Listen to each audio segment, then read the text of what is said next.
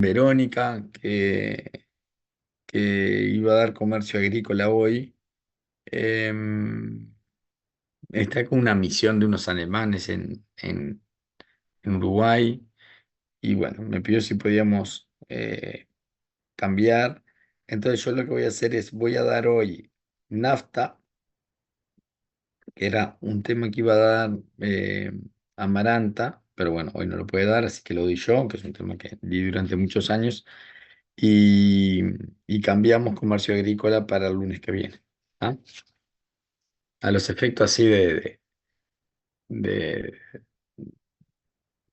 como teníamos pensado el curso, no cambia porque allá haber dado gato MC, nafta es muy intuitivo, ¿ah? Y lo vamos a mezclar con lo que vimos de gato MC la clase pasada. Bueno, voy con la presentación. Mientras yo busco la presentación, ¿ustedes tienen algo que comentar, algo que quieran agregar? Además de que no está.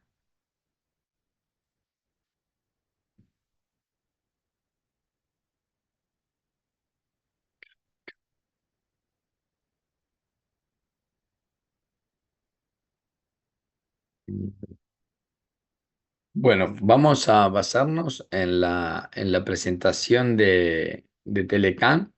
El último ajuste que Amaranta hizo fue el año pasado para este tema, porque incorporó unas resoluciones del gobierno de Trump que las vamos a chequear.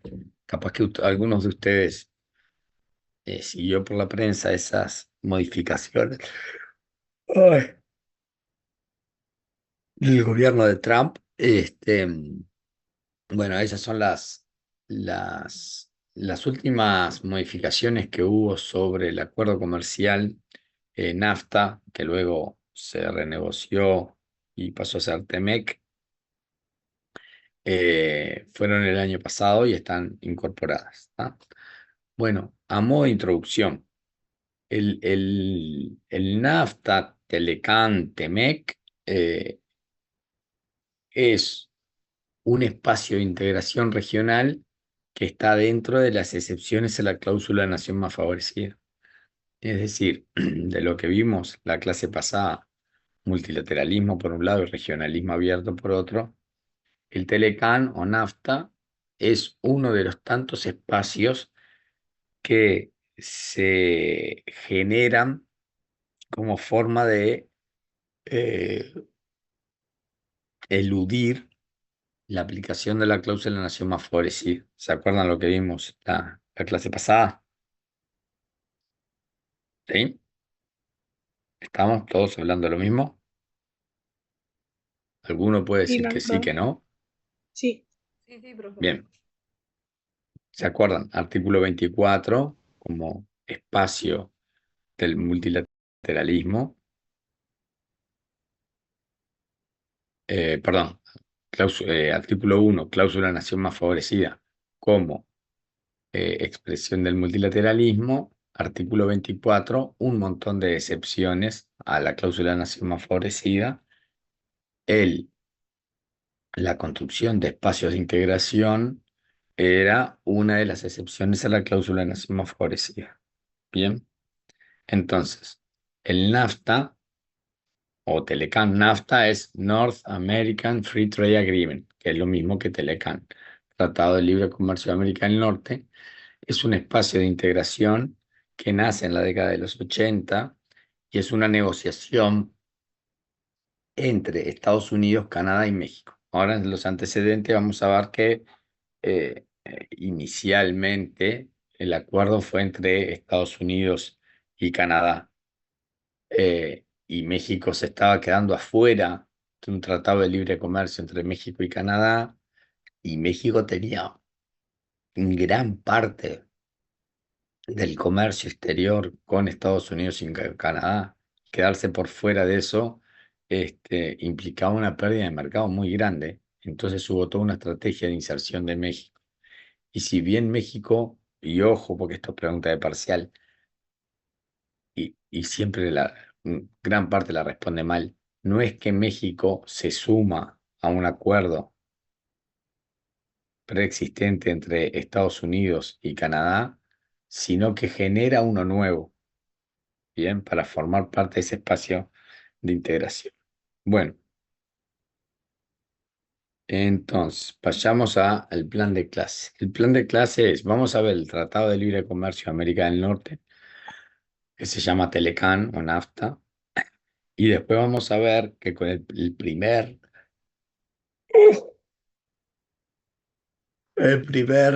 triunfo de Trump, ese tratado se renegocia, ¿bien? Y la renegociación implicó modificar algunos de los avances que tenía el Telecán entre los países. Vamos a ver qué cosas se renegocian sobre el final. Bueno, vamos a hablar de los datos generales, los antecedentes de la negociación, las singularidades que tiene este tratado. La primera singularidad es que es el primer tratado de libre comercio que involucra a economías desarrolladas con una economía subdesarrollada. Esa es una característica. Porque cuando nosotros hicimos una especie de repaso del Spaghetti Bowl el año pasado, la clase pasada, veíamos que los espacios de integración eran entre países con similitudes, ¿no? El Mercosur, la CAN, la Unión Europea, ANCERTA, ASEAN, eran todos espacios de integración comercial entre países, más hasta que los unía la regionalidad primero y grados de desarrollo similar segundo. Bueno, perdón, pero el Telecán es un acuerdo que involucra a dos economías desarrolladas y una subdesarrollada. Esa es una de las características más fuertes. Y vamos a ver esas singularidades, cómo afectan el proceso de negociación. Bueno, lo primero que hay que decir que el Telecán, al igual que el Mercosur, es fruto de ese proceso de acuerdos comerciales que se firman, se acuerdan en aquella carrera entre multilateralismo y regionalismo. Bueno, aquellos acuerdos que se empiezan a, a negociar y acelerar ante el advenimiento de la OMC. Ustedes recordarán que la OMC se ratifica en Marrakech luego del acta, luego de la ronda Uruguay del GATT, y nace la OMC, que tiene vigor a partir del 1 de enero de 1995. Entonces hay un conjunto de acuerdos comerciales como lo que ya vimos, ¿no? La Comunidad Andina, que es de los 90, el Mercosur, que se firma en el 91. Hay un montón de acuerdos comerciales que se van firmando en el intento de proteger las ventajas comerciales entre los países y no expandir la cláusula de nación más favorecida. Bueno, el caso del Telecán establece una zona de libre comercio entre Estados Unidos, Canadá y México, y ese acuerdo se ampara en el artículo 24 del GATT. Bien, es un acuerdo nuevo. Bien,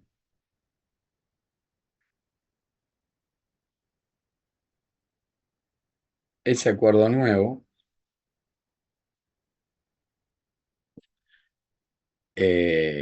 se apoya en un conjunto de antecedentes que ya existían entre Estados Unidos, Canadá y México, ¿no? Los antecedentes más fuertes que hay es un acuerdo entre Estados Unidos y Canadá de 1911. Ese acuerdo es principalmente sobre el comercio que tenían entre ellos. Recuerden 1911, pre-GATT, ¿no? Era para coordinar aspectos comerciales entre Estados Unidos y Canadá. Esos mismos, parte de ese acuerdo se recoge en el acuerdo que se negocia en el año 1965. Canadá y Estados Unidos tienen un fuerte flujo comercial de bienes automotrices. Entonces, y recuerden que el comercio automotriz estaba por fuera de las reglas del GATT, ¿no? Hay un acuerdo plurilateral dentro del GATT-OMC que habla de intercambio comercial, pero ahí hay más discrecionalidad, no son reglas universales de libre comercio, y esos antecedentes van reforzando el vínculo comercial entre Estados Unidos y, y Canadá. Y cuando en el marco de la Ronda Uruguay del GATT se empiezan a consolidar los espacios de integración regionales, surge en 1989 la negociación de un tratado de libre comercio entre Canadá y Estados Unidos. Ese acuerdo entre Canadá y Estados Unidos sigue vigente. Bien, el Telecan es un acuerdo distinto entre Estados Unidos, Canadá y México. Y todo lo que no está regulado en el acuerdo entre Canadá, Estados Unidos y México sigue vigente y aplica por el tratado bilateral que tiene. ¿Tá? Es decir, entre Estados Unidos, Canadá y México hay dos espacios de integración regional. Uno, que solo forma parte Estados Unidos y Canadá, que es el de 1989, y hay un segundo acuerdo distinto que es entre Estados Unidos, Canadá y México. El Telecán incorpora casi todas las reglas de comercio que tiene el Tratado del 89 entre Estados Unidos y México y Canadá, pero todo lo que no está incorporado sigue vigente por el acuerdo de 1989 entre México, entre Canadá y Estados Unidos. Son dos acuerdos distintos. Sí, Magdalena. Profe, el de 1989 era entre Estados Unidos y Canadá. Sí, ¿Y que incluía México, de qué año era? 1991. Ok, gracias. Dale.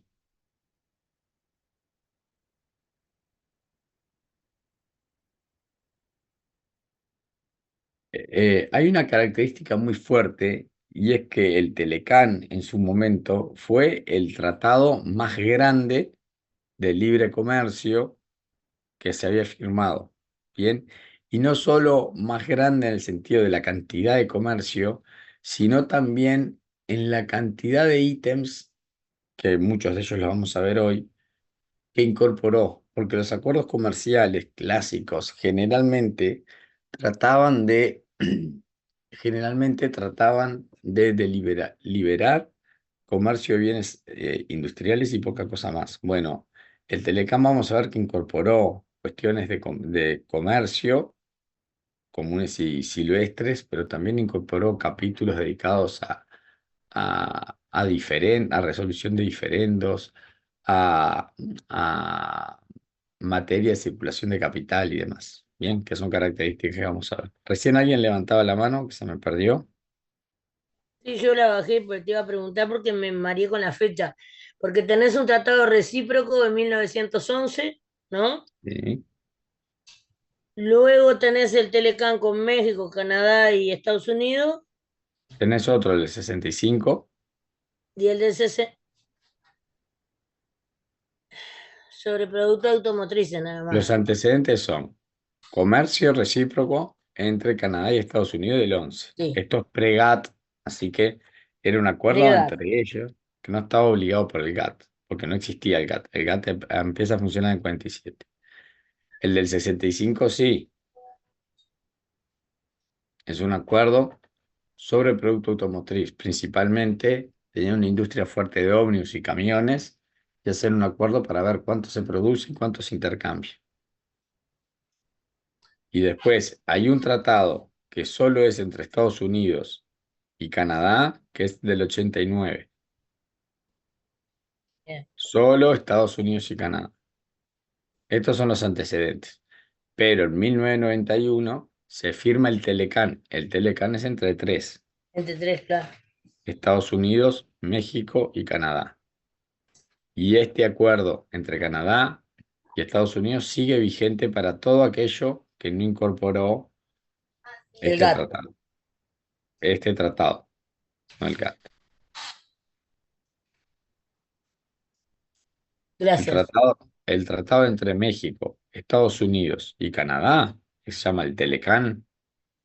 Es un tratado superador a este entre Canadá y Estados Unidos.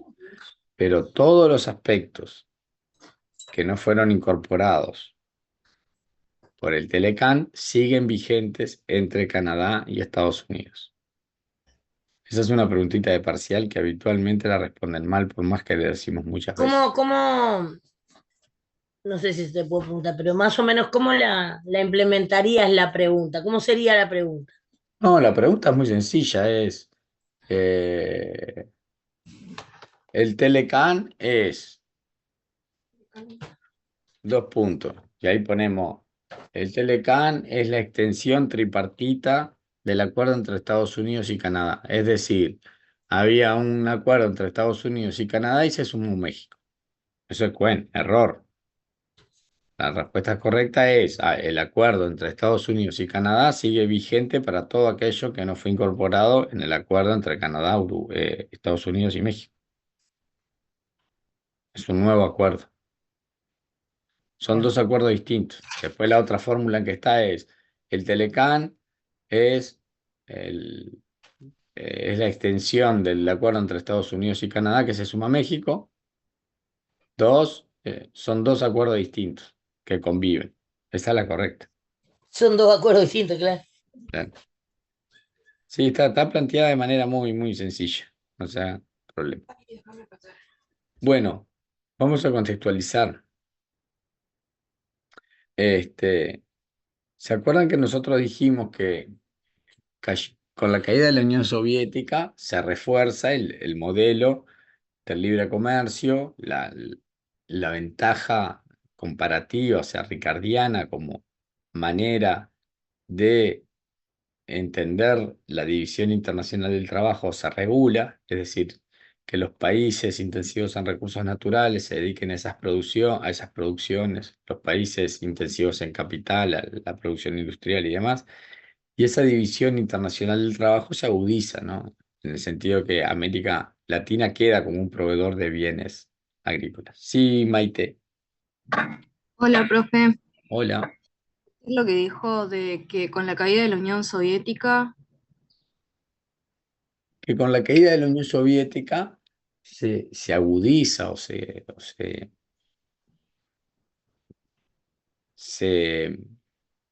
hasta con la existencia de la Unión Soviética habían como dos modelos desde el punto de vista comercial en disputa, ¿no? Uno era el liberalismo comercial y el otro era la planificación. Con la caída de la Unión Soviética eso desaparece y queda este, el mundo, eh, el mundo desde el punto de vista comercial regido por una única visión que es la del libre mercado, ¿no? Y en términos comerciales, el libre comercio pasa a ser como la brújula en la cual se dirigen las políticas comerciales, en el entendido que el mundo debe dividirse en aquellos, ¿se acuerdan cuando hablamos de la división internacional de trabajo? El mundo debe dividirse en un espacio en el cual algunas áreas del planeta se dediquen a la producción de bienes intensivos en recursos naturales, ¿no? Por ejemplo, Sudamérica, dedicarse a producir bienes agrícolas, granos, carnes, minerales, etcétera. Y hay otra parte del mundo que se dedica a a la producción de bienes industriales. Esa dicotomía que nosotros teóricamente la llamamos división internacional del trabajo, aplicando la teoría de las ventajas comparativas de David Ricardo, ¿no? Se consolida con la caída de la Unión Soviética, en el entendido de que el GATT y OMC busca generar acuerdos regionales en los cuales se intensifique el comercio entre iguales y se intensifiquen los vínculos comerciales regionales y esos vínculos se expandan para el mundo, ¿no? En ese contexto, Estados Unidos tiene como dos grandes iniciativas hacia América Latina. Bien, sí, es gracias. decir, el, ¿quedó limpio ahí, Maite? ¿Quedó claro? Sí, sí, gracias. Eh, Ahí Estados Unidos tiene como dos grandes miradas hacia el mundo. La primera es la de cuál va a ser su rol con el resto de los países del mundo, con Asia, ¿no? Con esa China emergente, con Japón, con la Unión Europea que se está consolidando, pero con América Latina está claro que va a ser la extensión de su política exterior que viene desde la doctrina Monroe de 1823 en adelante, que es América para los americanos, ¿no? Entonces, desde el punto de vista de las iniciativas comerciales, todo lo que plantea Estados Unidos hacia América Latina viene por ese lado, ¿no? En el sentido que agudiza un plan de intensificación de acuerdos comerciales con América Latina, que en alguna medida se lleva adelante, en otra medida se frena, ¿no? El NAFTA forma parte de esa intensificación de la agenda norteamericana con América del Sur, ¿no?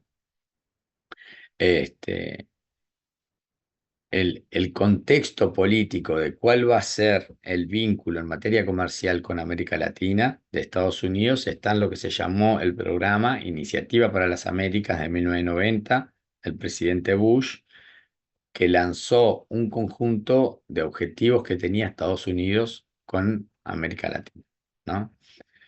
El primero de ellos fue el programa de ayuda económica para América Latina, que tenía como tres grandes pilares. El primero, la reducción de la deuda externa. Ese capaz que lo han escuchado, se llama Plan Brady, ¿no? Nosotros cuando vimos deuda externa hablamos algo de la bonificación de la deuda sobre el final de la clase. Ustedes en el texto lo tienen que leer porque hay alguna preguntita del Plan Brady. Brady fue un secretario del Tesoro de los Estados Unidos que propuso un sistema de renegociación de la deuda externa de la década del 80. Bueno, ese fue uno de los pilares. El segundo pilar era contrarrestar el avance de algunas inversiones japonesas y asiáticas que había en América Latina, intensificando las inversiones de Estados Unidos en América Latina, ¿no? Eso implicó un proceso de privatización de empresas públicas de América Latina, es algo que ya hablamos en algún momento en los programas de ajuste de la década del 90. Y la tercera, aumentar la liberalización del comercio. Bien. La de aumentar, que es la que nos interesa a nosotros acá, la de aumentar la liberalización del comercio tenía como una gran meta y era la creación de un área de libre comercio para las Américas. Ese proyecto se llamó Proyecto ALCA. ALCA, preguntita de parcial, ¿no? Que es Asociación de Libre Comercio para las Américas, que tenía como objetivo crear una zona de libre comercio desde Tierra del Fuego hasta Canadá, exceptuando a Cuba, ¿no? Es decir, imagínense un tratado de libre comercio entre todas las Américas, exceptuando a Cuba. Bueno, ese programa se negoció mucho durante la década de los 90, hasta que empiezan a emerger los gobiernos de izquierda, Lula, Kirchner, Tabaré, Evo, Bachelet, Correa, Chávez, ¿no? Y hay una corriente bastante contrahegemónica desde el punto de vista de América Latina y de la participación de Estados Unidos en América Latina, y el ALCA un poco se pincha, pero Estados Unidos vira, ¿no? Su política exterior, abandona el objetivo de un tratado de libre comercio hemisférico que se negocie de manera general y empieza a negociar bilateralmente. Y ahí es donde gran parte del principio de los años 2000 a los países de América Latina se nos invita a formar parte del tratado de libre comercio bilaterales con Estados Unidos. A Uruguay le pasó con el primer gobierno de Tabaré, el primer gobierno del Frente Amplio. Bush le propone la firma de un tratado de libre comercio bilateral. Bueno, en el marco de los antecedentes es eso, ¿no? Tenemos caída de la Unión Soviética, intensificación del liberalismo comercial, Estados Unidos que se propone la conformación de un área hemisférica de libre comercio, un pequeño frenazo con la asunción de los gobiernos progresistas en América Latina o de izquierda, como quieran llamarle, y esa estrategia que gira hacia la promoción de tratados de libre comercio bilaterales, ¿tá? Estados Unidos con México, por una cuestión de proximidad, necesita muchísimo el tratado de libre comercio con México, y eso lo vamos a ver a partir de lo siguiente, ¿no? Bueno, desde el punto de vista jurídico, lo que pasa luego de la Guerra Fría, de la caída de la Unión Soviética, ¿no? Emerge un conjunto de capital que anda girando en el mundo. Y ese capital se quiere radicar en espacios que tengan algún conjunto de ventajas, ¿no? Entonces, por un lado estaba la multilateralización del comercio con el artículo 1, que ya vimos que se había frenado un poquito con sus inicios. Pero lo que no se frenaron fueron los acuerdos de cooperación regional, los ACR o los acuerdos comerciales regionales, que eran una de las excepciones del artículo 24 para excepcionar al artículo 1.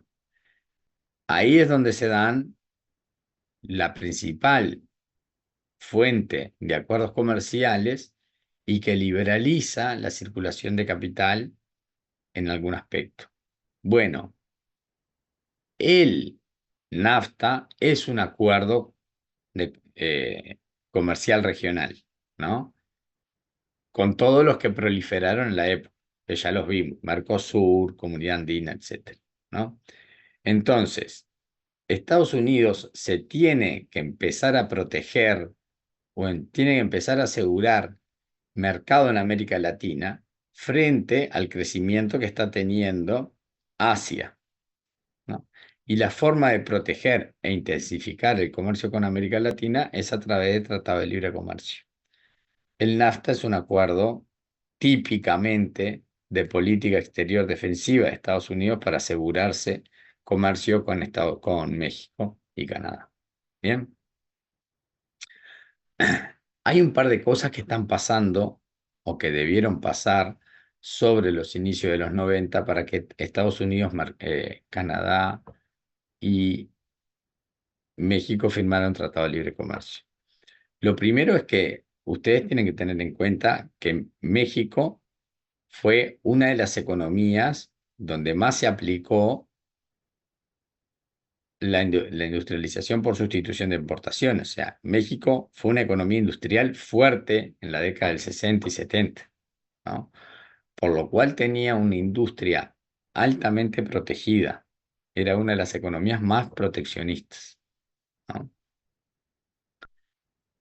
E incluso constitucionalmente México tiene protegido el petróleo, tenía, porque es algo que tuvo que entregar, y el petróleo mexicano no podía ser expropiado ni explotado por empresas extranjeras. O sea, México tiene ¿se acuerdan aquello de los dos extremos, la autarquía y el liberalismo? México tenía una fuerte política autárquica de proteccionismo, de protección nacional, de insumos nacionales. Bueno, gran parte de esas políticas nacionalistas y proteccionistas de la industria mexicana se tuvieron que desarmar para formar parte del Tratado de Libre Comercio con Canadá y México. Y acá hay una fuente explicativa muy grande. Si México quedaba afuera del tratado que ya estaban negociando Canadá y México y Estados Unidos, México se quedaba sin mercado. Bien. Y hay que tener otra cosa muy en cuenta. México formaba parte de ALADI, forma parte de ALADI. ALADI es la Asociación Latinoamericana de Integración. Y ALADI tiene su artículo 44, preguntita de parcial, conforme el cual todos los tratados de libre comercio que firmen los países miembros de ALADI con otros terceros países los tiene que expandir automáticamente. Entonces, el tratado de libre comercio que estaba negociando México con Canadá y Estados Unidos, todas las ventajas comerciales las tenía que expandir con el resto de América Latina, con Argentina, Colombia, Brasil, Venezuela, Uruguay, Paraguay, Chile.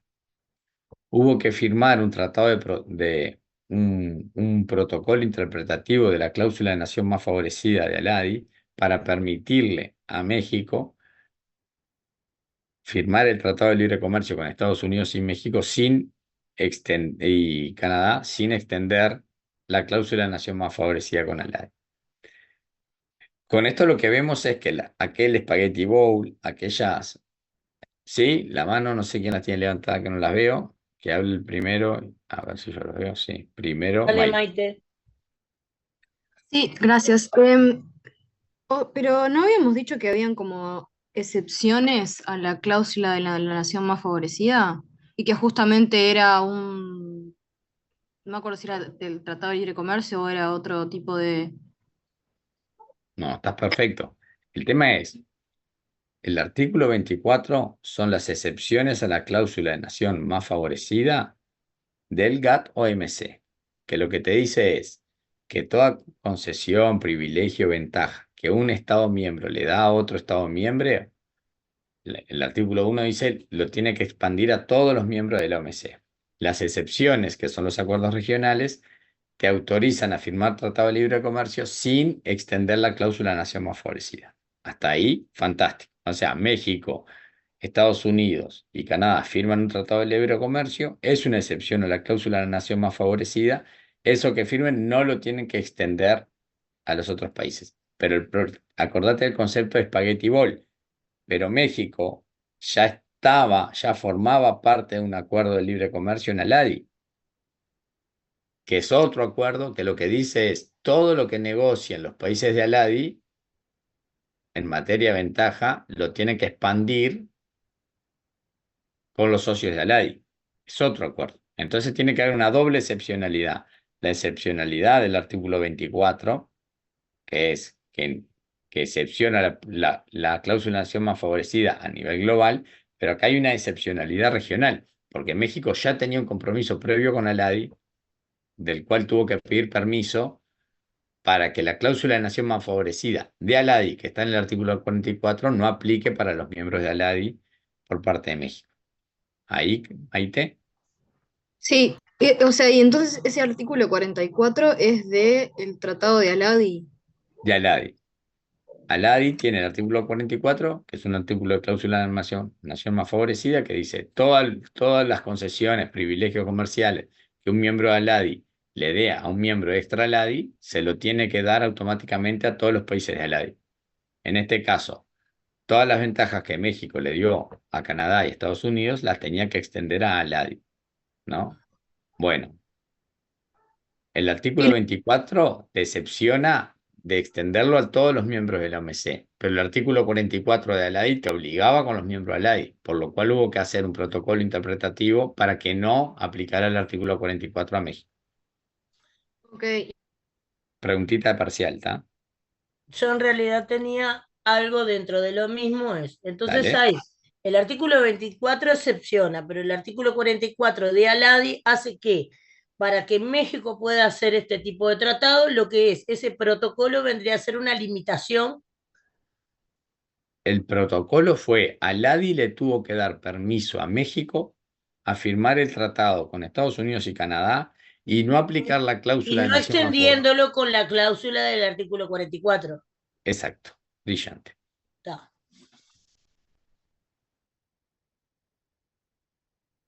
Bien.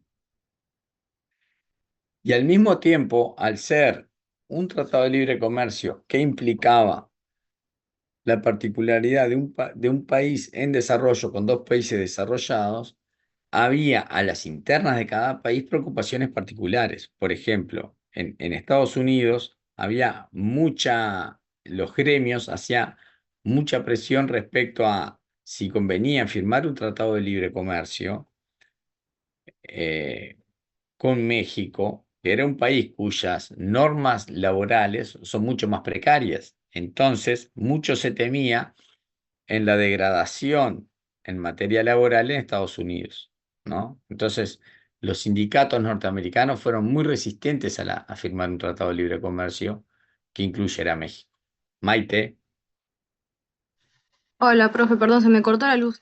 Em, lo que estaba por preguntar era, ¿pero no habían otros países que eran miembros de Aladi y que tuvieran tratados de libre comercio? O sea, como que hubiera pasado esa situación antes. sí, O, claro, sí, sí, pero y pero entonces ahí, es algo que se está haciendo. Una palabra que yo todavía no usé, el ejercicio liberal, el músculo liberal es cómo los países van liberalizando comercio y van generando los mecanismos para no expandir los acuerdos que van firmando a sus socios comerciales, ¿no? Aquello del Spaghetti Bowl que yo insistí mucho, todos los países de América Latina que estamos en ALADI, cada vez que negociamos un acuerdo extra ALADI, tenemos una doble dificultad. La cláusula de nación más favorecida, que es global, pero también las cláusulas que nos hacemos a la interna, en este caso lo que nos obliga eh, al ADI con nuestros socios. Y el mecanismo que se encontró para que los países puedan seguir con su política comercial autónoma sin tener que renunciar al ADI es permitirles una doble excepcionalidad de la cláusula de nación más favorecida. Pero entonces todos Bien, los Maite, países que eran, sí, pero entonces todos los países que eran miembros de Aladi y que tenían, que somos. Al ADI sigue vivito y coleando. ok, pero digo, antes de que pasara esto con México, eh, y que tenían otros tratados de libre comercio con otros países, hasta ese punto, antes de que pasara esto con México, ¿los otros países ya habían estado como obligados a extender esos No, tratados tipo a todos, no, o nunca. ya habían hecho como una especie de cláusula, como usted dice, una cláusula interpretativa? Cada vez que un país ALADI tiene un acuerdo extra ALADI, se tiene que interpretar el artículo 44 para que no expander la cláusula de nación más favorecida a los miembros de ALADI. Ok, gracias. A ti.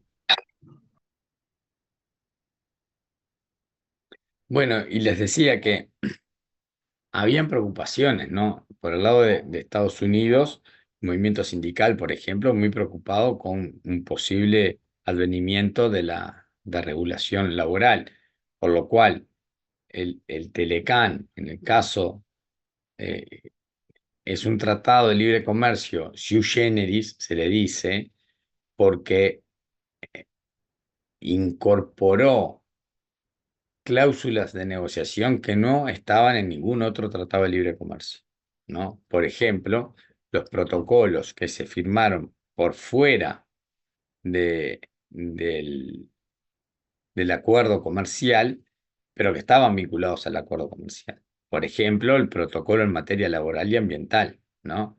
Entonces vos tenés el gran acuerdo comercial tripartito entre Canadá, México y Estados Unidos, pero al mismo tiempo, para que ese Tratado de Libre Comercio se pudiera llevar adelante, los países previamente debieron firmar acuerdos trilaterales en materia laboral y ambiental, porque si no, no iban los congresos ratificar al Telecán.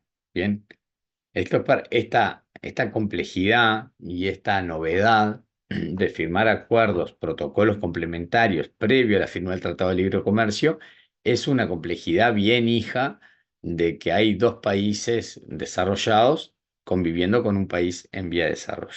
Bien. Bueno, tenemos que avanzar porque nos queda un montón, ¿no? Eh, las singularidades ya las hemos charlado, esta idea de que es el primer acuerdo que se firma entre dos países desarrollados y uno en desarrollo. Esto, desde el punto de vista teórico, tiene un alcance muy particular porque las ventajas de las teorías comparativas generalmente habla de acuerdos entre países de desarrollo similar. Bueno, esto abrió todo un debate sobre las disparidades que había entre los dos, entre dos de las economías y una de ellas para firmar un tratado de libre comercio. Ahora vamos a volver a eso, ¿no? Y marcó una nueva etapa en formato de negociación, porque los tratados de libre comercio hasta la época lo que discutían era aranceles de comercio bilateral. O sea, discutían aranceles entre las, eh, los países que formaban parte del acuerdo. Acá se abrieron capítulos de negociación totalmente sui generis y que van mucho más allá de un tratado de libre comercio que habla de aranceles, ¿no? Este, y sirvió de antecedente para varias negociaciones posteriores en materia de negociación de tratados de libre comercio, porque incorporó cuestiones que superaban a las reglas GATT-OMC, ¿no? Por ejemplo, incorporó aspectos de servicio, de derecho de propiedad intelectual e inversión. Y algunos de esos capítulos vamos a ver ahora. Bueno, bien grande y obvio, eh, los principios transversales que cortan al Tratado de Libre Comercio son los que atraviesan a cualquier Tratado de Libre Comercio, ¿no? El primero, ya lo vimos, Trato Nacional para Bienes y Servicios Zonales, es decir, todos los bienes y servicios que se producen dentro del espacio NAFTA tienen que tener el trato nacional. ¿Qué es el trato nacional? Bueno, un producto mexicano, una vez que se nacionaliza e ingresa a Estados Unidos, no puede tener un trato distinto al que tienen los mismos bienes nacionales en Estados Unidos. Y al revés, ¿no? Un producto producido en Estados Unidos que ingresa a Canadá tiene que tener el mismo trato nacional que el producto similar. Después, trato de nación más favorecida para bienes y servicios. Eso es intrazona, es todos los privilegios, ventajas o concesiones dadas dentro de la zona se tienen que extender para los 3 miembros de la zona. Silvana, Sí, profesor, disculpe la interrupción. por Quería favor. consultarle en el trato ese diferencial que no puede haber discriminación. ¿Podría ser de los precios que no puede haber mucha disparidad entre los extranjeros con los nacionales? No, ¿No? el trato nacional lo que dice es, una vez que un bien de la zona se nacionaliza, por ejemplo, vamos a hablar de un bien zonal. Los bienes zonales son los que incorporan valor entre los 3 países, ¿no? Entonces, pongamos este ejemplo. México envía una materia prima, Estados Unidos envía una materia prima a México, Canadá envía otra materia prima a México. En México se produce un auto y ese auto después va y se vende en Estados Unidos. El trato nacional dice, ese auto que es un auto zonal, es decir, es un auto NAFTA, ¿no? El origen es NAFTA. Cuando ingrese a Estados Unidos, no puede sufrir ningún trato administrativo ni impositivo distinto a los autos que se producen en Estados Unidos. Eso es el trato nacional. Que los bienes producidos en la zona deben tener el mismo trato administrativo y tributario como si fuera un bien producido en el país que lo está importando. ¿Lo entendiste? Esa es la cláusula de trato nacional que aplica en el NAFTA, en el Mercosur y en la OMC. El trato nacional tiene esa definición. Ningún bien o servicio, una vez incorporado, es decir, nacionalizado a un país, puede tener un trato tributario, administrativo, sanitario distinto al que tienen los bienes similares producidos en el país. Manuel, No, profe, para consultar nomás, que en ese ejemplo entonces, tratándose como un producto, o sea, el auto que se produce en México, entra, se importa a Estados Unidos, no se le aplicaría ningún arancel, por ejemplo, porque se trata como un producto que se produjo ahí, no, claro, es un producto para zonal. entender. Sí, claro. Es igual que ocurre en el Mercosur. En el Mercosur, los bienes Mercosur que pueden producirse con valor agregado acumulado, no sé, un producto en Argentina que se produce con insumos brasileros y tiene certificado de origen Mercosur, acuerden que esto lo vimos en la clase pasada, ¿no? ¿Qué es lo que te da el origen de un bien regional? Es un certificado, es un papel. Los que vayan a trabajar en comercio exterior, eso es fundamental. Ese bien, si viene acompañado de un certificado de origen a Uruguay, primero no paga arancel y después recibe trato nacional. No le podemos exigir ni sanitaria, ni administrativa, ni tributariamente algo distinto a lo que se le exigiría a un bien hecho en Uruguay. ¿Bien? Gracias. Bien. Bueno, seguimos. Bueno, acá vamos a hablar de algunas características bien particulares del Telecán, ¿no? El Telecán tiene características particulares, entre ellas, ¿no? Que es un tratado de libre comercio y acá está la pregunta en la cual descontamos 18 puntos si le erran, porque nos parece que un licenciado en Relaciones Internacionales esto no le puede errar, ¿no? Es un tratado de libre comercio, de libre circulación de bienes, servicios y capital, ¿no? Pero excluye expresamente la circulación del factor trabajo. Es lo que hablamos siempre. El liberalismo es un liberalismo rengo, permite la libre circulación de todos los bienes y de todos los factores, menos el factor trabajo, ¿no?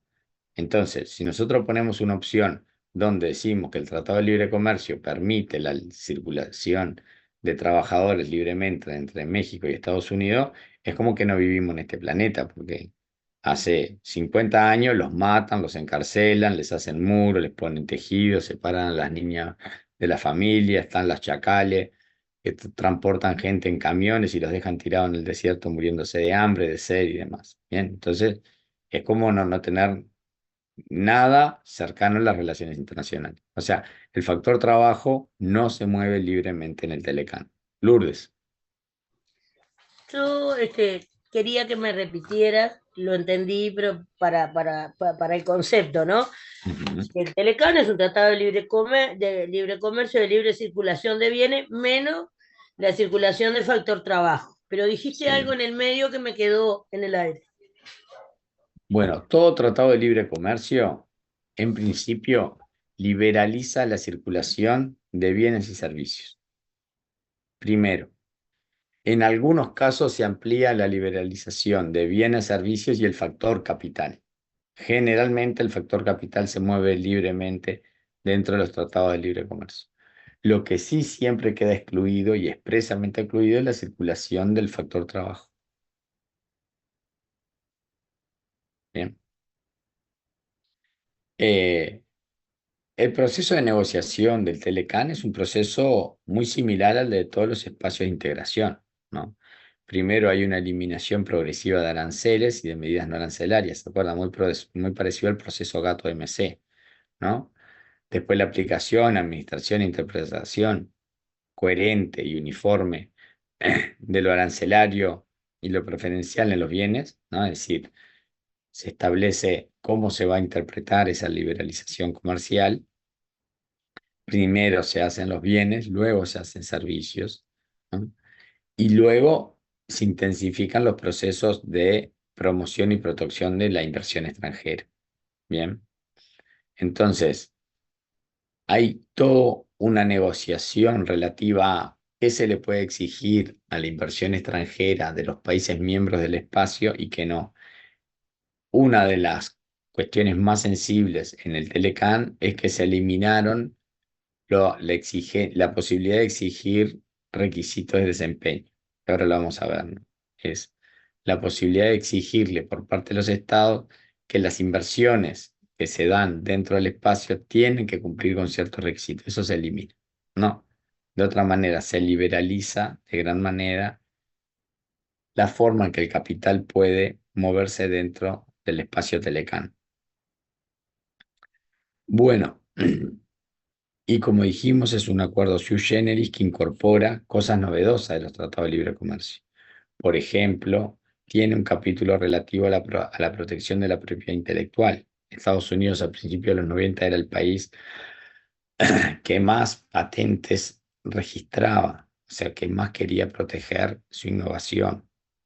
Bien, y al mismo tiempo establece el Telecán un tratado, un acuerdo, un capítulo relativo a la solución de diferencias.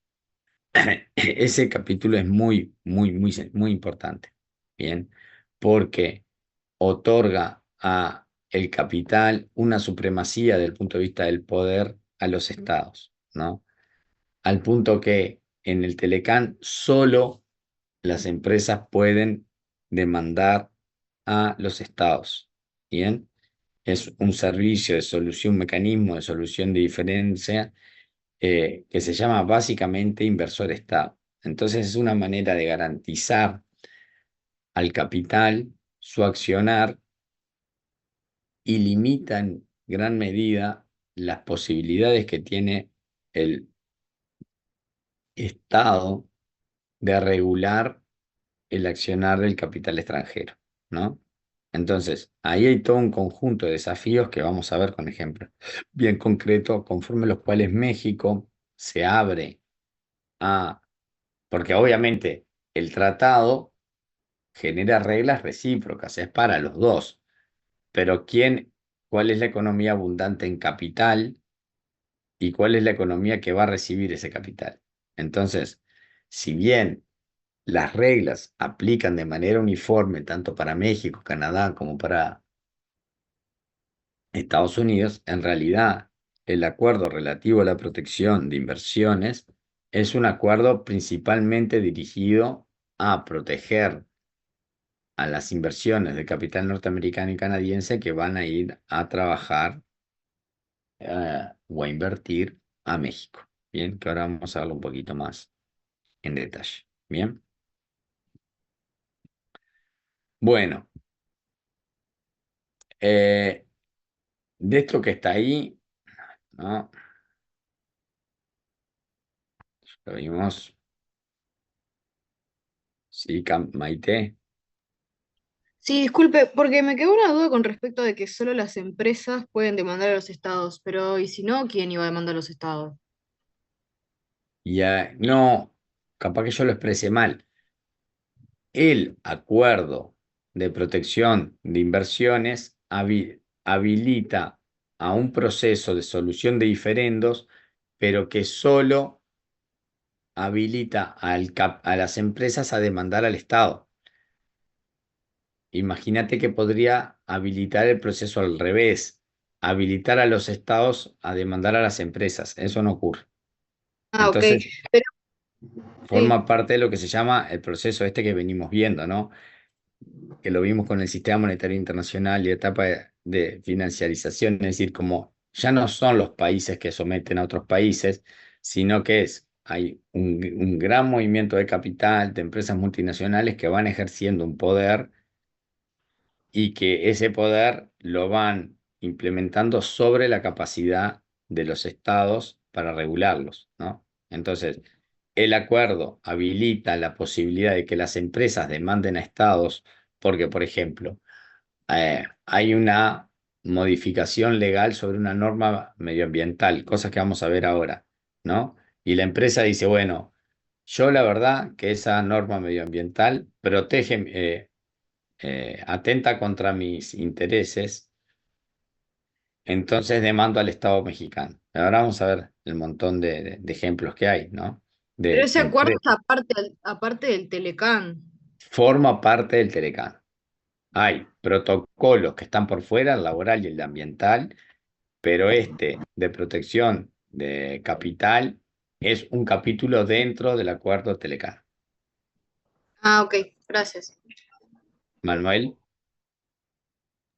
Profe, un ejemplo no puede ser un ejemplo de eso en realidad. No puede ser la demanda que hizo Philip Morris a Uruguay, por ejemplo, ese que es un era ejemplo, que pero se en el iba en caso del contra de un acuerdo, acuerdo bilateral de inversión. claro, pero sí, es un ejemplo. La diferencia es que Philip Morris, eh, la lógica es la misma, ¿no? Es esta idea de que las empresas, el capital, se genera derechos sobre los estados, ¿no?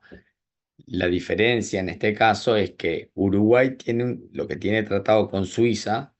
Philip Morris, su origen es suizo, o sea, la demanda de Philip Morris se desprende de un tratado de protección de inversiones bilateral que tiene Uruguay, ¿no? Esta cuestión, firmamos tratados bilaterales, es decir, también nuestras inversiones uruguayas en Suiza podrían hacer lo mismo.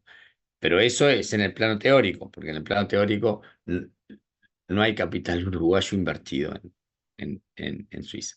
Entonces, lo que pasa con esos tratados de protección bilateral es que le atan mucho las manos a los estados porque lo que dicen es que cualquier innovación legislativa, sea sanitaria, fitosanitaria, ambiental o demás, que perjudique legítimamente un interés comercial de una empresa, en este caso de origen suizo, habilita a esa empresa a demandar al Estado uruguayo. Bueno, esto fue así.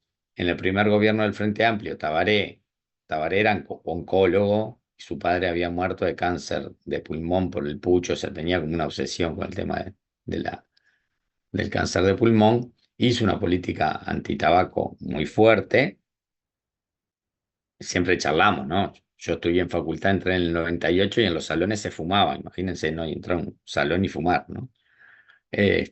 Hizo una política y, y esas innovaciones de política antitabaco lesionó intereses de la empresa Philip Morris, que lo que quería era vender puchos en Uruguay, y la empresa lo demandó al Estado uruguayo. Y fue una negociación muy larga. La ganó Uruguay, pero fue muy larga, ¿no?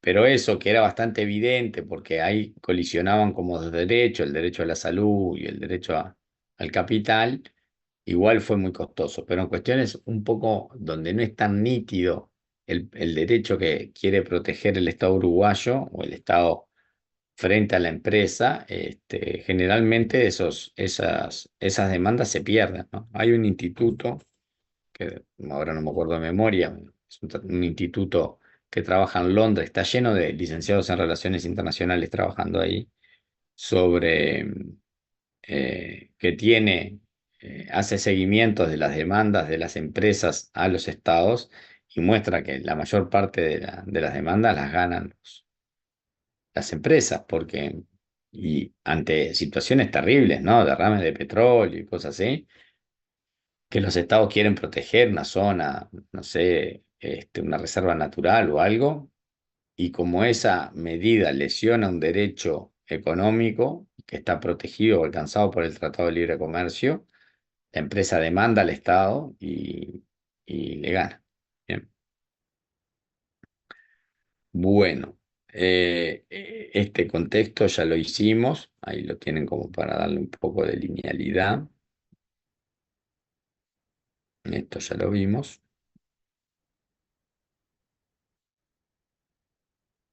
Bueno, acá lo que intentamos es mostrar esta idea de cómo van evolucionando los espacios de integración comercial, ¿no? Cómo cambian en términos de número y cómo incorporan aquel concepto de ampliación del concepto de mercancía. ¿Ah? Esto lo leen tranquilo. Pero la idea es esa, ¿no? Ustedes miran 1950 al 64, ¿no? Que es lo que se llama la era de la infancia de los tratados de libre comercio, qué cosas aplicaban que no, del 65 al 89, ¿no? La dicotomía, porque los espacios querían intensificarse, pero al mismo tiempo querían proteger. Del 70 al 2007, que es la época de la proliferación, ¿no? ¿Se acuerdan que hablamos de la segunda globalización y del liberalismo? Y del 2008 en adelante, que es lo que se está discutiendo ahora, la reorientación, ¿no? Esas son como las cuatro grandes caracterizaciones de la negociación de los espacios regionales. Acá lo mismo, ¿no? Ustedes lo que tienen es cómo evolucionan la cantidad de tratados de libre comercio o acuerdos de integración comercial, ¿no?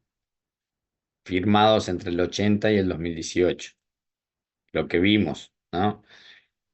No se firmaban casi tratados de libre comercio en la década del 80, empieza la ronda Uruguay del GATT en el 86, todo implica que la OMC se va a consolidar y fíjense en lo que es esto, ¿no? Una vez que la OMC en el 95 se, se firma, explotan los tratados de libre comercio, explotan los acuerdos bilaterales de integración eh, de propiedad intelectual. Sí, Silvana. Profe, me parece a mí o la gráfica está oscura, o sea, ¿No, no se ve no, bien. no la ven? ¿O No, le al pasa menos solo? yo no la veo, no sé si es porque hoy tuve inconvenientes para A poder acceder. mí, a mí me No sé aparece si lo lo mismo Yo la también. veo bien. Yo ¿sí? también la veo bien. Yo la No, veo bien, no la veo porque son chiquitos los números y estoy vieja, pero está toda oscura, o sea La que la gráfica parte roja de y la listo. gráfica está oscura, o sea que no sé, debe ser un problema de acá. Sos tú, Silvana, no tengo nada Sí, sí, perdón. no tengo nada para ayudarte. No, bueno, para comentarte, este gráfico igual después tomás contacto con él, es muy intuitivo, ¿no? Acá Claro, después lo lo que, veo bien. bueno, lo que está graficado es, yo a vos no te veo tampoco, estás como pixelada toda, vos también, para mí, veo una mancha. Sí, está Este, borroneada, está como claro, ahí. es el número total de acuerdos de integración, ¿bien? Y esos están divididos en acuerdos bilaterales, los rojitos, y los grises son de propiedad intelectual. ¿Ah? Y lo que importa acá es la tendencia, como en la década del 80 básicamente no se firman casi tratados, estamos por menos de los 25 tratados, y cuando el GATT, la ronda Uruguay del GATT, se empieza a dar, que es en el 86, y en el 90 termina, cae la Unión Soviética, todo implica que se va a firmar el GATT. Todos los acuerdos comerciales previo a GATT hay que registrarlos en la OMC, es decir, hay que firmar tratados de libre comercio, y acá explotan, fíjese, en el pico están en el 96. Después no es que caen la cantidad, sino que ya no se pueden firmar más acuerdos nuevos porque se mesetea. Y esto es lo que empieza a pasar, la parte de renegociación, ¿no? Los mismos acuerdos se empiezan a renegociar adentro, ¿bien? Y eso es lo que estamos viendo acá. Lourdes, Vos decís se me setean, pero por ejemplo, yo estoy viendo, para que me pongo los lentes bien para mirar, acá en el 2012, 2014, ¿puede ser? No, ahí, no, puede ser. 2004, 2004 ahí. ¿Qué quiere decir? Que los acuerdos bajan en cantidad de comercialización, No, es el número, annual numbers de acuerdos de integración comercial. cantidad de números Claro, el tema es que, bueno, Uruguay Claro, puede pero no puede firmar seguir 100, haciendo acuerdos con los mismos países. claro, o con otros, pero baja la cantidad. No significa que hay menos acuerdos, se suman Se nuevos suman menos nuevos, pero acuerdos. está. Los Bien. anteriores se mantienen. Esto que está pasando acá a partir del 2000 es la renegociación de muchos acuerdos. Por ejemplo, el Telecán que pasa a Temec se renegocia en el 2016. Es un nuevo acuerdo, ¿bien? Pero que se Que agarra tienen diferentes características con los nuevos acuerdos. Sí, Sí. eso lo vamos a ver ahora. ¿Qué es lo que Bien. se renegocia? Que es en la etapa que estamos inmersos ahora, ¿no? Ahora los países queremos ampliar liberalización comercial con otros países y nos está costando porque es sobre una base difícil.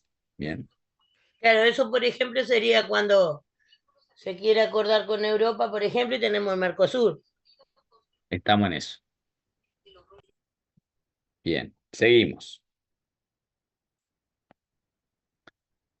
Bueno, acá están el acumulativo de acuerdos en base a negociación de solución de diferencias relativas a inversiones. Lo mismo, ¿no? Esta idea de que después que se discute comercio, se empiezan a incorporar nuevos acuerdos sobre nuevos aspectos, en este caso las inversiones, ¿no? El caso fue de Uruguay. Uruguay, a partir de 1999, deja de firmar tratados de libre comercio, pero empieza a firmar muchos tratados de protección de inversiones bilateral. Bien,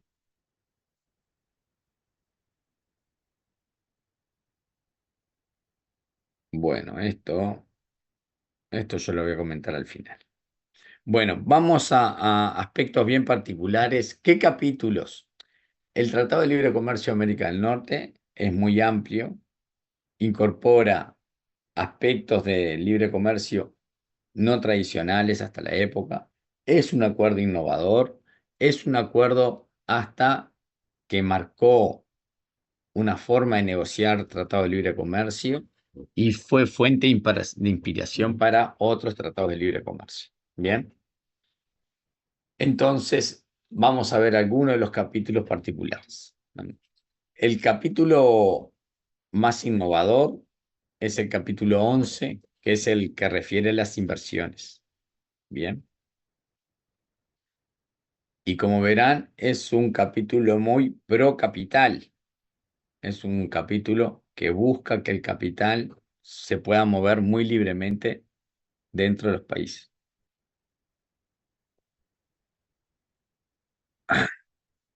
Es posible que termine un poquito la clase antes, pues me está doliendo mucho la garganta y me queda dar otra clase de 20 a 22. A ver si me hago un té o una cosa de esa. ¿No?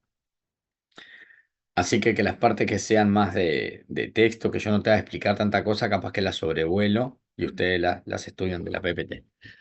De la PPT y de las fichas que hay para leer este tema. Bueno, entonces, hay un tratado de inversión, hay un capítulo relativo a la inversión, que es el capítulo 11, que básicamente, ¿qué pasó, Pi? Sí, una grapita también, ahí voy ya derechito. Es más, si me esperan, capaz que me sirvo una ya. Pues yo tengo una grapita miel que me hago con miel y grapa. Dame un segundito. A ver si eso me mejora. Espérenme.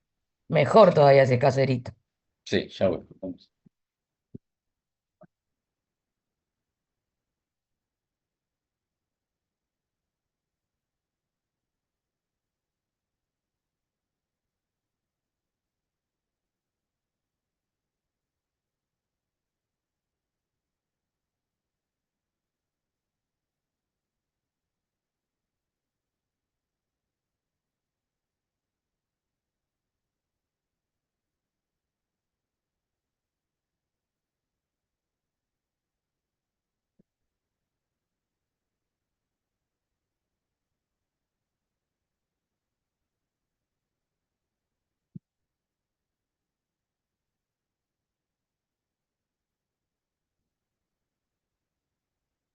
Bueno, muy bien. Ahora sí. Muy bien. Yo no sé si mejora, pero por lo menos me duele menos. Un té de salvia. ¿Cómo? Salvia. Bueno, no puedo mezclar, pues si mezclo me hace mal. No, no pasa nada. Grapa con salvia no te Bueno, va a hacer mucho. no me hagan hablar cosas que no preciso. Bueno, entonces, este es un acuerdo que refuerza mucho la idea de facilitar la circulación del capital, ¿no? Y para eso genera una estructura de incentivo, esta idea que hemos hablado de los institucionalistas, que busca generarle certezas al capital en el sentido que no va a sufrir medidas de confiscación, de estatizaciones y demás, ¿no? Entonces, las características principales de este capítulo 11 son que elimina importantes obstáculos a la inversión y aseguró la protección a los inversores de los estados partes. Esto, hay un conjunto de compromisos que asumen los estados partes de no gravar a las inversiones de manera específica, de no alterar las reglas de juego, de no imponerles exigencias de rendimiento, por ejemplo, relativas al desempeño ambiental, al desempeño energético y demás, ¿no? Y toda aquella norma que un Estado quiere implementar y lesione un derecho de un emprendimiento, o sea, de un flujo de capital que se instaló, habilita la posibilidad de activar el conflicto inversor-Estado, es decir, habilita a la empresa a demandar al Estado, ¿no? Y ahora vamos a ver unos ejemplos de demandas bien particulares. Bien. Previó el trato nacional para la inversión extranjera, esto es bastante razonable, esta idea de que eh, el capital, una vez que se instala en un país, debe recibir el mismo trato tributario, administrativo que el capital nacional. Bien. En el caso de México, al principio se reservó algunas excepciones, esto que yo les nombraba, que la Constitución mexicana eh, tiene, tenía reservada la explotación de la industria del hidrocarburo, el petróleo, solo al Estado mexicano. Esa excepción estuvo al principio de la negociación del Telecán, luego la perdió. Implementó el mecanismo de solución de controversias para disputas inversionista-Estado, erosionando la capacidad de los Estados de dictar políticas públicas, ¿no? Esto es, Amaranta es su tema de especialización, ¿no? En el sentido de que ella ha analizado cómo los estados, primero, cada vez que intentaban avanzar en norma nacional para proteger, no sé, un espacio geográfico, para proteger una actividad que no sea perniciosa para la sociedad, lo que venía era la empresa que sentía que se le había lesionado un derecho, la demanda. Y después ya ni siquiera era necesaria la demanda, dice Amaranta. Uno ve cómo hay derechos ambientales o derechos de indígenas o de poblaciones que se ven amenazados por el emprendimiento que lleva adelante un capital y el Estado ni siquiera se anima a poner una regla, ¿no? Esto se llama el efecto disuasorio, porque sabe que después va a venir una demanda contra el Estado. ¿Bien? Y hay un aspecto del capítulo 11 que Amaranta siempre resalta, que es la escritura o la redacción de este capítulo es tan difuso que siempre deja las puertas abiertas a mayores reclamos del capital frente al Estado. O sea, como que le dan más posibilidades al Estado, perdón, al capital a demandar al Estado y como que frena las posibilidades de políticas públicas de los estados frentes al capital. Bien, bueno, vamos a ver si vemos algunos ejemplecitos, ¿no? Bueno, acá de este instituto que se llama TNI, es un instituto que yo súper recomiendo. Bien, TNI es un instituto, Amaranta trabajó ahí, está en Londres. Hay muchos licenciados en Relaciones Internacionales trabajando en TNI. Se dedican básicamente a esto. Tienen un montón de informes publicados en la web sobre el impacto de los tratados de libre comercio, el impacto de la deuda externa. Tienen muchos trabajos, está muy bien. Y bueno, de ahí es una fuente muy recomendable si piensan hacer alguna tesis de temas relativos a comercio, a impacto de liberalización, impacto de los tratados de protección de inversiones y demás. Horacio, No levanté la mano, se me levanta sola la mano. Se ve que me ah, detecta que pongo la mano y la levanta. ¿en serio? Sí, también con esto. Ahora me Mm, hace la Te están manito arriba. observando. Qué raro eso. Desactiva todo eso, boludo, porque... Es para ver si estoy prestando atención. Pero mira si tenés un sentimiento que no es levantar la mano ni hacer dedito para arriba, ¿también te lo hace? O sea, te lee un No, sentimiento, las aplicaciones son políticamente correctas, eso no la va a hacer. ojo, te empieza a tirar corazoncito, fueguito, fueguito, ojo, yo que vos me cuido. Pero así, mira. Bueno, ya que no levantaste la mano, pero me sirvió para hacer un chistecito. Escúchame, bueno, estos artículos están ahí planteados como disparadores para que ustedes puedan, obviamente que tienen que leer estos parrafitos, pero también en el caso que les tengan ganas de indagar, está el lugar donde ir a buscarlo, ¿no? Es decir, cómo estos acuerdos van limitando la capacidad de política pública de los estados y cómo el capital va ganando terreno al punto que sienta en el banquillo de los acusados al Estado. O sea, las empresas se igualan al Estado e incluso lo superan porque solo las empresas tienen el derecho de demandar a los estados. Bueno, eso tiene toda una discusión que ya hemos dado, ¿no? De cómo el devenir histórico ha puesto el capital por encima del trabajo y encima de los estados, ¿no? Lourdes. Fresquito, fresquito. Recién estaba escuchando de que las empresas quieren demandar al Antel Arena, que lo Bien, tenían y ahora va a pasar a ser del Estado. Es una versión nueva que salió hoy, pero escuché. las empresas que estaban manejando eso están abocadas a demandar porque dice que tienen muchas pérdidas. Muy bien. Sí, igual yo lo que quiero decir, ¿no? Que las empresas tengan el derecho de demandar a los estados es algo No quiere lógico. decir que lo ganen, ¿no? Claro, porque recuerden que nosotros venimos, ¿no?, de siglos atrás donde los estados abusivos hasta expropiaban la riqueza de los pequeños productores y demás, ¿no? Estamos hablando del medioevo. Entonces, un marco de ciertas garantías para que las empresas se puedan instalar parece razonable. Lo que estos informes que estamos presentando acá demuestran es que se dio vuelta la correlación de fuerza, ¿no? Y son el capital exigiéndole conducta a los estados, ¿no? Eso es lo charlable. ¿Ah?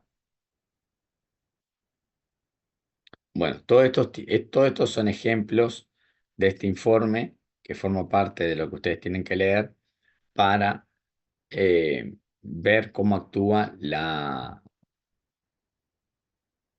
relación empresa-estado en el NAFTA. Y ahora vamos a poner un par de ejemplos. ¿Tá? Estos son casos concretos que ocurrieron de demandas de empresas que demandaron al Estado mexicano, ¿no? Y también hay una a Canadá. Metalcar Corporation versus México. Esta empresa, que es de capital norteamericano, demandó al Estado mexicano de San Luis por los daños que le causó la negativa de dicho gobierno a mantener el permiso para la construcción de un depósito de desechos tóxicos, ¿no? A ver si nos ponemos en contexto. Está el Estado de San Luis, una provincia, el Estado en realidad de San Luis, que no le quitó un permiso, sino que no se lo renovó porque esta empresa quería ampliar el depósito de desechos tóxicos en el estado de San Luis, como resultado de una pericia geológica que reveló que la instalación de ese depósito de desechos contaminaría el suministro de agua potable local. La empresa demandó por $90 millones por concepto de expropiación y violación de las disposiciones del Telecán que imponen el Tratado Nacional y suprimen los requisitos de desempeño. Esta idea que cuando vos firmás que no puedes exigir requisitos de desempeño, si la empresa hace algo que contamina el agua potable, vos no puedes poner un requisito nuevo, que sería lo que estaría pasando acá. La empresa argumentó que el establecimiento de áreas protegidas y la provisión de instalación de este tipo de depósitos por la ley mexicana es una medida equivalente a la expropiación de la empresa, y el resultado fue que los residentes de San Luis tuvieron que pagar a Metalcard aproximadamente $16 millones como compensación, ya que el caso se resolvió favorable a la compañía. Esta historia de que hay un país que obviamente quiere que se instalen inversiones, pero la instalación de un depósito de desechos tóxicos, no. Igual perdió. ¿Bien? ¿Qué significa si funcionó el Telecán para? Es una pregunta. ¿Qué querés preguntar, Su? Es una pregunta, ¿realmente funcionó ¿Y eso? a qué, Para Canadá y para México, por ejemplo, porque me hace ruido eso. ¿Pero qué es funcionar? ¿Sirvió o realmente fue, o puede haber sido alguna estrategia, o puede haber sido, es que no te lo puedo decir delicadamente porque no tengo las palabras, pero te lo voy a decir como siento. Quiero saber si realmente funcionó ese tratado con Canadá y con México, o puede haber sido una estrategia de Estados Unidos que puede pasar, ¿no? Y disfrazarlo de fachada, libre comercio, por ejemplo. Porque estoy enganchando cosas que vengo leyendo con la carrera y nada, me parece que tiene lugar, por eso pregunto. Es una pregunta nada más. Bien. Bueno, yo te voy a hacer una respuesta y nada más, parece. Bueno, la cosa es así. Nosotros creo que ya hemos dado bastante. ¿Se acuerdan el primer día de clase que decíamos que el curso se dedica a ponernos lentes y saber qué lentes estamos usando, ¿no? O sea, para entender la realidad. El proceso de generación de las reglas del comercio, así como ya dimos el proceso de generación de las reglas del sistema monetario, el proceso de generación de las reglas del comercio es un proceso que es hijo de una época, eso ya lo dijimos, y esa época está asignada porque hay una potencia hegemónica sobre el resto de las potencias que es Estados Unidos. Todos los imperios en todos los momentos de la historia han hecho reglas favorables a sus intereses, eso lo vimos en la clase pasada, ¿no?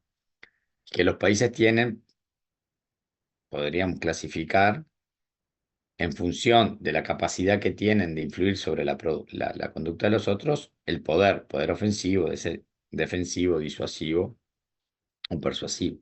Estados Unidos posee un poder ofensivo. ¿El Telecam funcionó? Sí, funcionó. Cumplió los objetivos que tiene un espacio de integración regional, que es aumentar el comercio. Funcionó principalmente para cumplir con los objetivos de la política exterior norteamericana, que era tener una zona de producción barata para satisfacer a gran parte del mercado norteamericano. Ahora cuando vayamos a ver las voces a favor y en contra, por ejemplo, las principales voces en contra del Telecán fueron las de los trabajadores norteamericanos. Los gremios norteamericanos decían, nosotros no queremos firmar un tratado de libre comercio porque todas nuestras industrias se van a ir para el lado mexicano, cosa que al principio pasó. Después ni siquiera iban a México, se fueron a Asia, ¿no?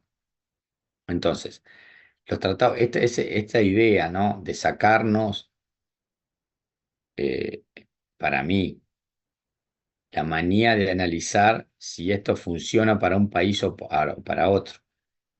Desde 1970 en adelante, ya las inversiones o los procesos no son un país sometiendo a otros, ¿no? Son grupos de capital que ni siquiera tienen un país, son apatrias, pues son fondos que están conformados por capitales de distintos lugares y los países ayudando a hacer normas para que esos capitales puedan explotar recursos naturales, trabajo en otras partes del mundo, ¿no?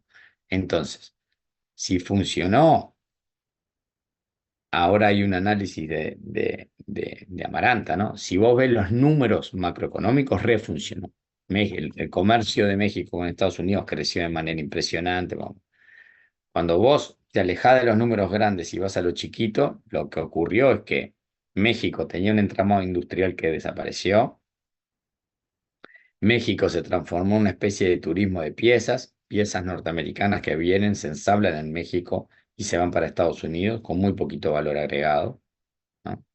Y que agudizó de manera extrema la dependencia entre México y Estados Unidos, porque el 90% de las exportaciones de México van a Estados Unidos. Entonces, cada vez que Estados Unidos se engripa, perdón, cada vez que Estados Unidos se resfría, México se engripa, en el sentido de que cae, ¿no? Porque tiene una dependencia absoluta con el mercado norteamericano. Entonces, desde el punto de vista de los objetivos de un tratado de libre comercio, que es crear, multiplicar comercio, funcionó.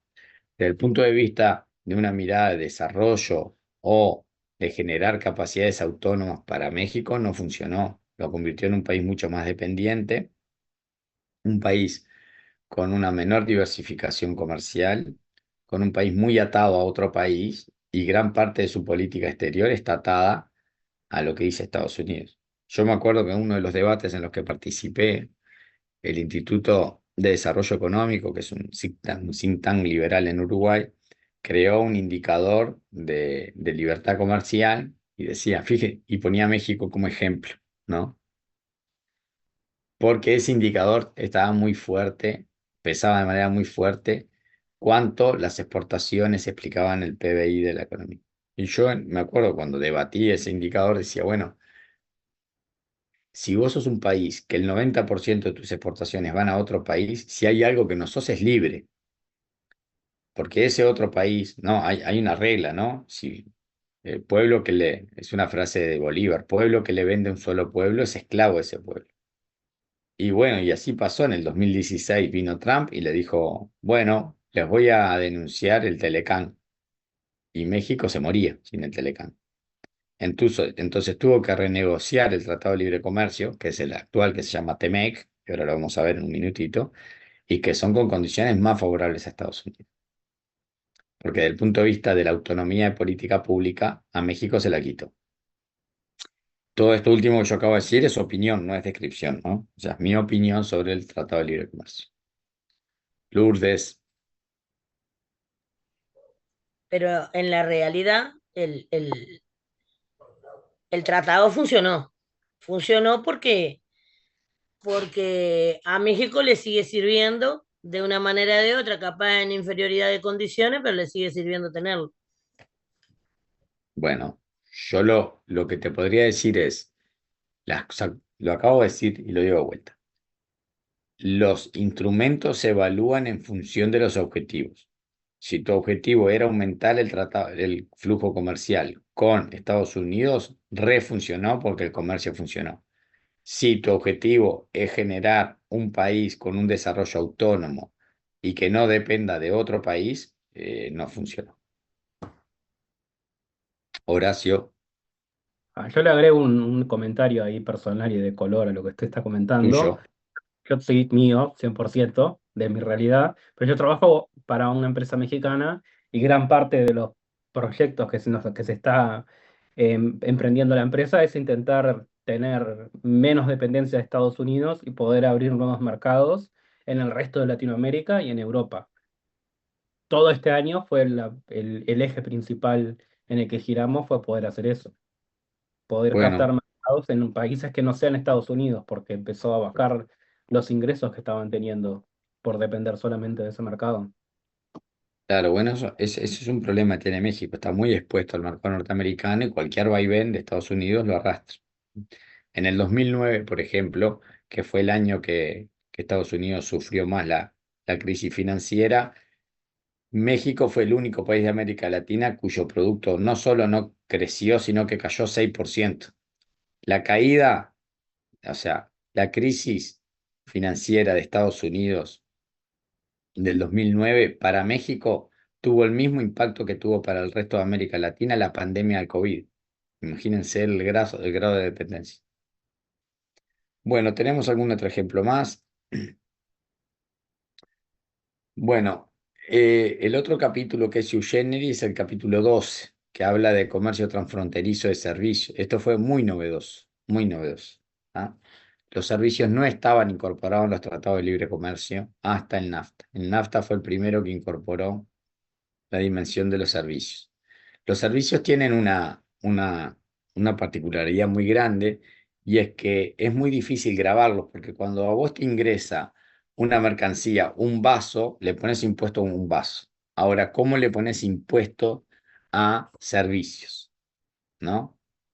Por ejemplo, si yo vendo servicios de educación a otro país, ¿cómo los otros países hacen que tribute ese servicio? ¿Dónde se factura? ¿Se factura en Uruguay? ¿Se factura en Islas Caimán? ¿Se factura en el otro país? ¿No? Entonces, lo primero es que el comercio de servicios no está sujeto a aranceles, sino a las reglamentaciones nacionales, ¿no? Entonces, esta es la expresión máxima de cómo se van achicando el espacio de política pública, porque los acuerdos comerciales cada vez le están diciendo a los estados que no pueden legislar en aspectos relativos a servicios, ¿no? Bueno, al establecer disciplinas internacionales respecto a la reglamentación de los servicios, es decir, qué disposiciones locales se pueden llevar adelante y cuáles no, los países estamos perdiendo capacidad de política pública al respecto. El Telecán marcó mucho esto, ¿no? Porque restringió mucho la posibilidad de política pública. Siempre se dice, es recíproco, es tanto para México, Canadá como para Estados Unidos, pero es fácil entender que DirecTV va a tener, DirecTV es un operador muy importante en materia de servicios, ¿no? Va a tener una influencia muy importante si va a decir que los países no pueden regular la transmisión de datos y que no pueden limitar la expansión de tecnologías que acerquen a contenidos audiovisuales. Y después que se firmó eso, ¿qué pasó? Los países nos llenamos de antena de DirecTV, ¿se entiende? Detrás de de la reglamentación viene el servicio. Bueno, voy a meter un poquito porque no aguanto la garganta.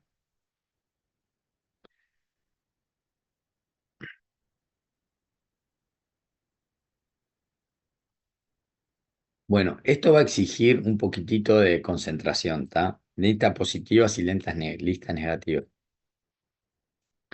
El capítulo 12, que habla de comercio transfronterizo de servicio, es un capítulo.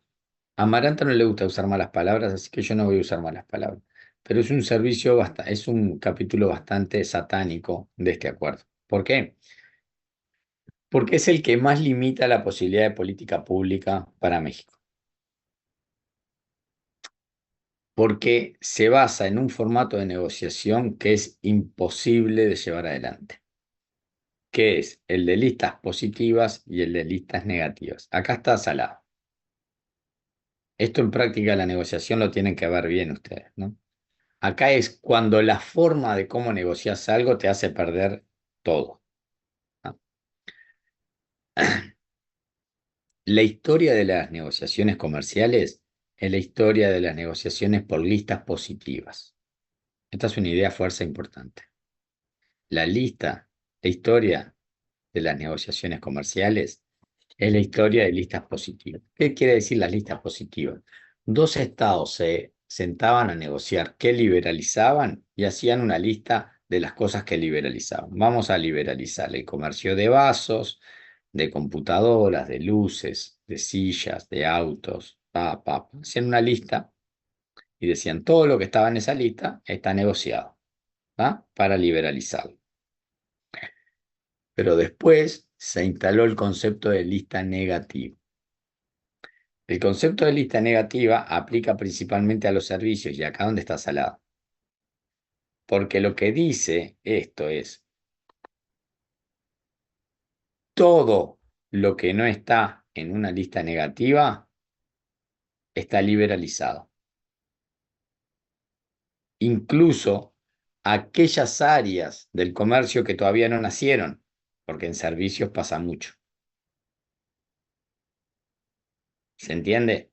Entonces, los estados que llevan la delantera en la innovación y desarrollo protegen en las listas negativas todo lo que no quieren que se libere.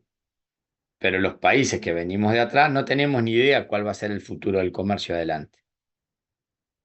Pero lo que te está diciendo la lista negativa es, si dentro de 15 años hay un aspecto del comercio de servicios que deja millones de dólares, pero no está incluido en la lista negativa, está liberalizado. Y vos no tuviste ni la capacidad de ponerlo en la lista negativa porque no sabías ni que existía.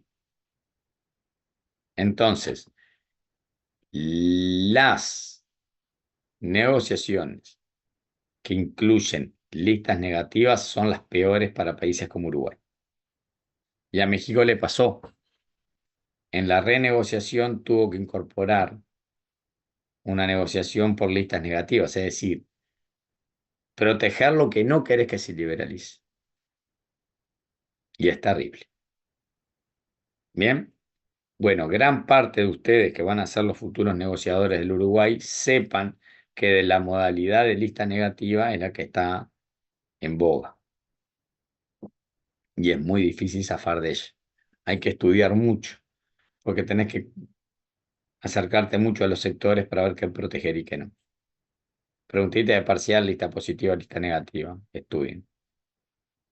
Bueno, el enfoque de la lista negativa es esto que yo le acabo de comentar, ahí está explicado, ¿no? Acá está esto un poco lo que preguntaba Sue. ¿Cuáles son los resultados para México? ¿No? Bueno, todo resultado va a depender de cómo lo mires, ¿no? Si vos estás dentro del circuito exportador mexicano, de que fue una maquila, que fue la que captó las empresas que vinieron a producir a México, seguramente estés muy contento. Si eras un trabajador que ganabas nada, pues vivías de la changa y no sé qué, no sé cuánto, y conseguiste trabajo en una maquila, no sé si vas a estar muy contento, pero vas a tener trabajo y ahora no.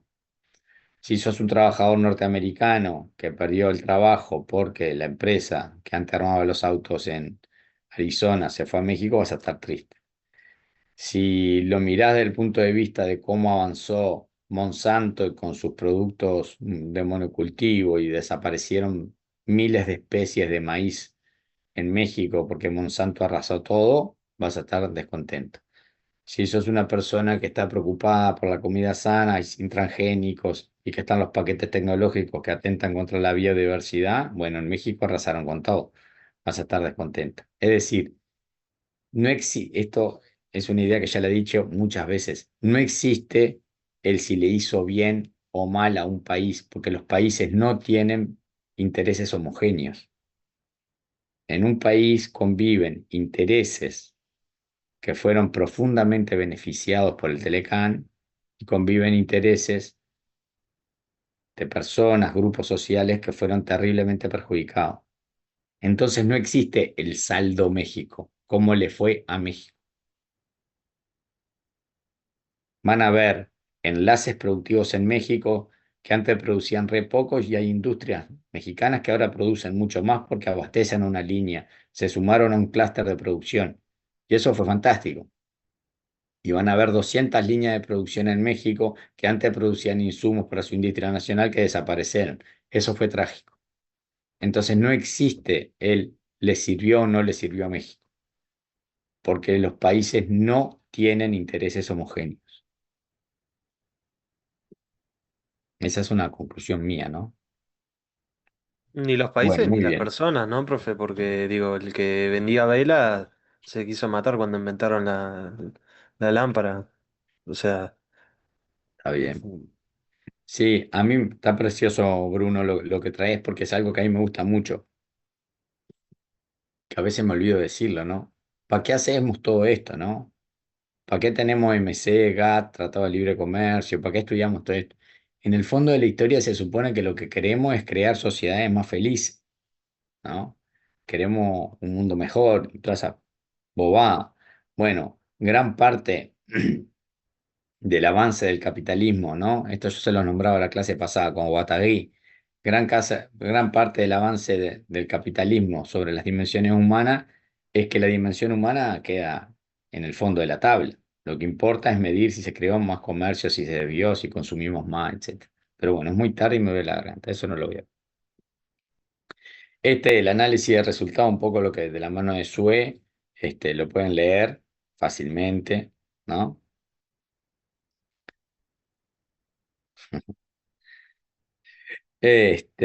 Paparapa, y después tienen esto de los impactos, está todo en la ficha y está sacado de textos que analizan. Por eso, siempre el resultado va a depender con qué lentes miremos, ¿tá? Entonces, yo les puedo traer unos lentes y se los trafico como que este es el resultado del Telecán.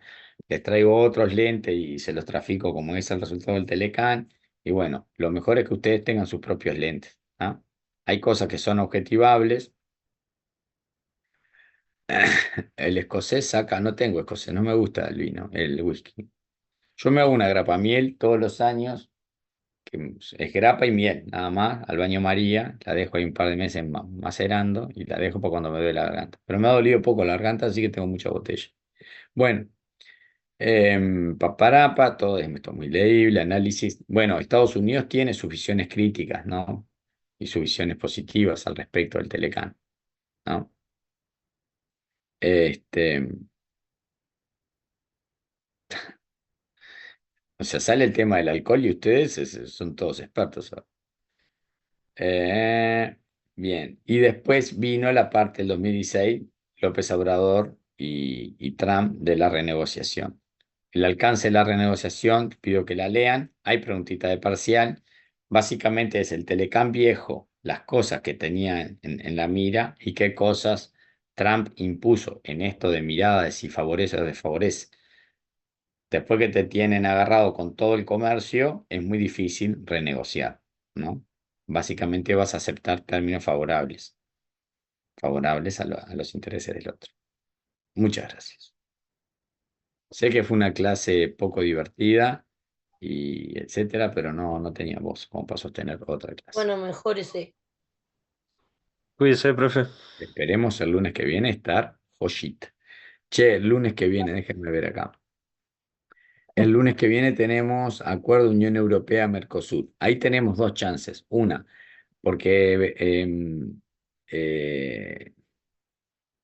Viviana viene a dar la presencial y la vamos a grabar. Estamos intentando ver si también la puede dar acá. En el caso que no pueda darla acá, lo que va a quedar es la grabación disponible. ¿Está? Así que la clase hay dos chances, o que sea una grabación o que sea ella a vivo. ¿Está?